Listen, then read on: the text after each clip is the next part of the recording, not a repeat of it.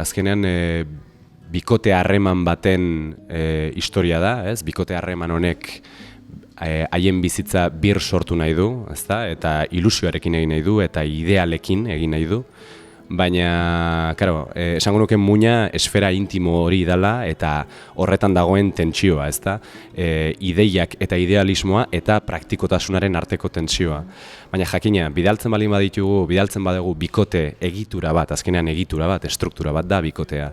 Bidaltzen balin baditugu landa eremu batetara, era isolatu batean, bizitza bat bir sortzera edo sortzera, zuk aipatutako geruza guzti horiek azaldu egiten dira.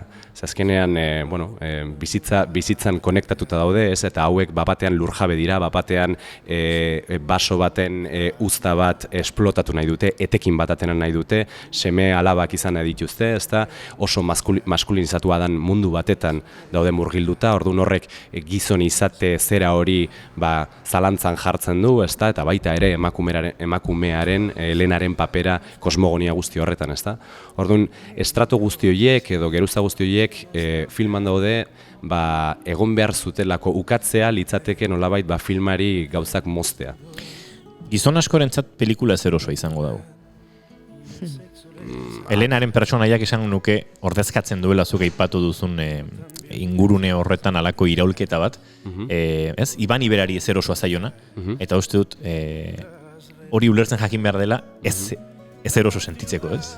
Behar bada, eta ez eroso egiten baldin bazaio ikusleari, behar bada zeo zer ikutzen duelako izango da, ez?